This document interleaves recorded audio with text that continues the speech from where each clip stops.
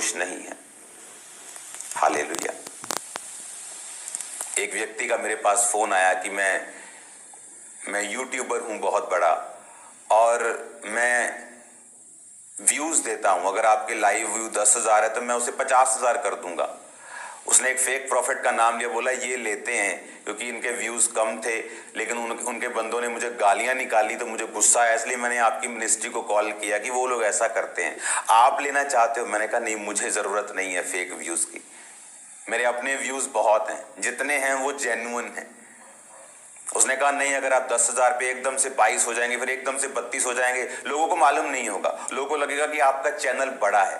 मैंने कहा परमेश्वर ने हमें इसलिए नहीं चुना, उसने हमें अपना चैनल बड़ा करने के लिए नहीं चुना, उसने हमें सच्चाई का प्रीच करने के लिए चुना है। आमीन। और ये बातों के लिए मैं पब्लिक में जा सकता था, फेक चीजों के लिए, फेक विक्टिम्स के लिए जो हमारे पास कितने हैं, लेकिन मैं कभी नहीं गया। क्यों? क्योंकि इन चीजों का न्याय परमेश्वर करेंगे। आमीन।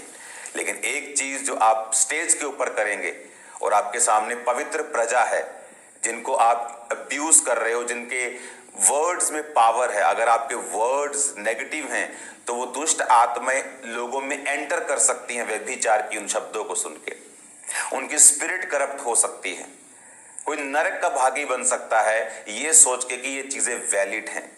हमें अन्य जातियों को बुलाना है, हमें उन्हें सम्मानित करना है, उन्हें प्रेम करना है, लेकिन अगर वो पवित्रताई से किसी भवन में प्रवेश नहीं करेंगे, वो खुद भी बरकत नहीं पाएंगे।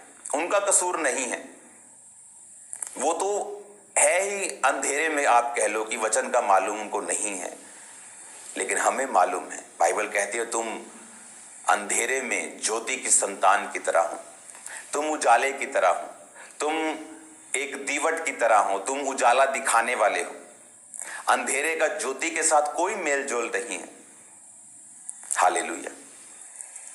हमें ये बात हमेशा समझनी है कि हमें क्रिश्चियनिटी के लिए, होलीनेस के लिए, वचन के लिए हमेशा स्टैंड लेके रखना है। कोई जितना मर्जी गाए भोंके, जो मर्जी करे, लेकिन खुदा के लिए आपको खड़े रहना है हमेशा। अगर आप परमेश्वर के लिए खड़े हैं, आपका मसा, आपकी मिनिस्ट्री, आपकी लाइफ, आपकी ग्रेस टोटल डिफरेंट होगी, सबसे अलग होगी और मार्वलस होगी, अनमैचेबल होगी। अगर आप इस तरह से परमेश्वर में चलेंगे तो, क्योंकि ये आसान नहीं है, कोई अपना विरोध नहीं देखना चाहता,